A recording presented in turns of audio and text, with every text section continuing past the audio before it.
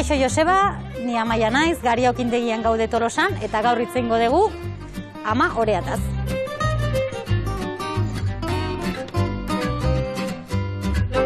Garia okindegia 2013 urtean sortu zen, sortzaile Gea Raul eta biok, eta gaude proiektu baten barrun, Tolosako udalak sustartu zuen proiektu bat, eta orduan ikusi genuen, zehola okindegian barrun guri asko gustatzen zaigun mugimendu bat zala ama oreakin, irin ekologikok eta fermentazio motelakin indako ogin merkatu bat aizala sustartzen eta guri asko gustatzen zaigun, eta hola hasi izan Garia okindegia.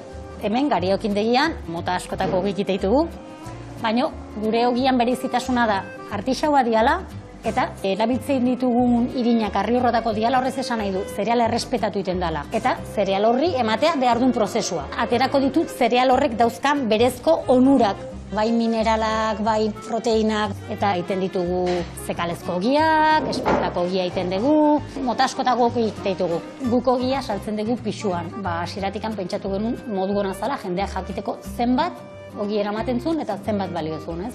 Guk hemen Garia okindegian erabiltzen dugun legamia, ama orea da, eta ingo duguna da gaur, modu erreiz batean, nola zuek etxenin, eta hola ulertuko zue, ogian prozesua zein dan.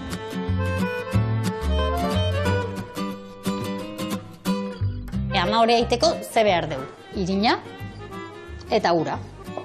Gure kasuan hartu dugun irina da, telarogei bat, ez da irin txuri bat, eta ez da ehuneko integrala, baina zaila dauka, zuntza dauka. Eta horreko lagunduko digu ama orea egiteako garaien fermentazioan. Zeatik, zuntzan bakteria daudelako eta legamiantzako oso atsegina dira. Baina, ama orea egitea dago glutenik gabeko irinakin, adibidez garbantzua edo arrozakin, bakoitzak etxian daukanakin, errez egiten zaionarekin. Gure kasun, guk egiten dugu ama ore likido bat, gure ogik dia hidratazio altuko ogik. Hartuko dugu kantidade berdina irinana, eta kantidadi berdina urana. Hartuko dugu irina, bat, biko hilaraka da, eta urrepela, eta lortu behar dugu jogurran moduko masa bat. Oso garrantzitsua behar dugu denbora eta behar dugu temperatura. Ja jarri dugu martxan irina eta ura, eta airean dauden bakteriak eta legamiak hemen daukate kriston jakia. Orduan utziko dugu 24 orduz gure etxean, temperatura jakin batean, izango diala 22-25 gradu, geldik. Zenbat egun behar ditugu gutxi gora bera ama orea egiteko? Gutxinez 5 egun beharko ditugu gutxinez. Orduan, gatoz bigarrengo egunea. Gure ama orea ondalo, eta bigarrengo egun hontan gure ama orea hasten nahi da, bizitzen nahi da. Orduan, kenduko ditugu pare bat koilareka da aurreko eguneko egindako masarena, eta botako diogu irina eta berriro ulepela kantitate berdinetan. Berriro nahastu egingo dugu, eta berriro utziko dugu goxo epelean 24 ordu. Hola egingo dugu beste 3 egunetan. Gutxienez ikusi arte gure ama ore hori martxan dagola, bizirik dagola. Nola jakingo dugu hori?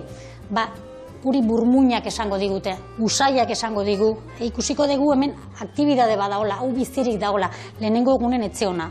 Eta orduan, 5 egun pasa ostean, lortuko dugu behar dugun ama orea, gure ogia egiteko. Eta listo! Bueno, Joseba, hemen txegaude, ama oreakin indeun ogiakin, eta badakizute. Estatu nahi badezute, hemen gaude Tolosan, Garia okindegian, hala, ondo izan denoi. Agur!